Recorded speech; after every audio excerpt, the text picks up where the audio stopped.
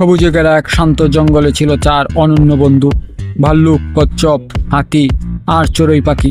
চারজনের খুব সুন্দর বন্ধুত্ব ছিল। প্রতিদিন তারা একসাথে খেলতো, গল্প করত, গান গাইতে। কেউ কখনো কারো সাথে ছোট করে কথা বলতো না। একদিন একটা বিষয় নিয়ে হঠাৎ তাদের মাঝে তর্ক শুরু হয়ে গেল। চড়ুই হঠাৎ করে আমি আসলে সবথেকে দরকারি বন্ধু। আমি উড়ে যেতে পারি, খবর আনতে পারি, পাহারা দিতে পারি। তোমরা কেউ তা করতে পারো না। আমি হলাম তোমাদের সবচাইতে দরকারি বন্ধু।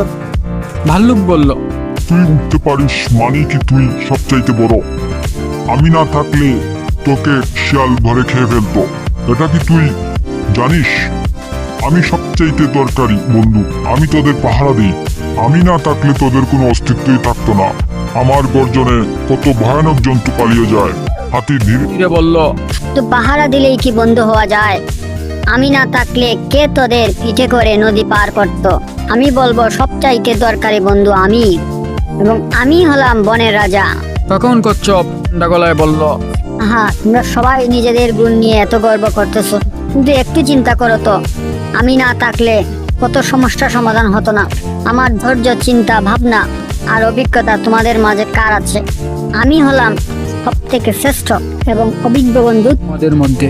চার বন্ধু তর্কে এতটাই জড়িয়ে পড়লো যে তারা একে অপরকে না দেখার সিদ্ধান্ত নিল। কেউ কারোর সঙ্গে কথা বলল না।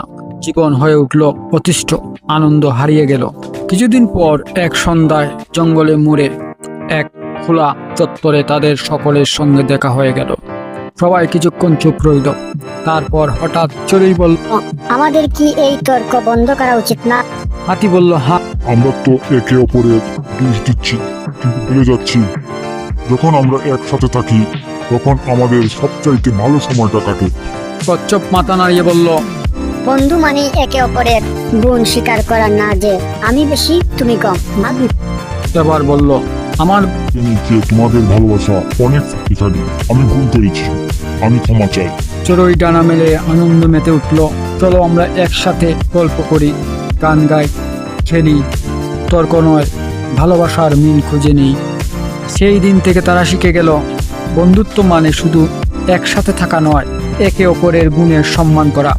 এই গল্প থেকে আমরা শিখি যে সবারই নিজস্ব গুণ আছে, কাউকে ছোট বাবা নয়।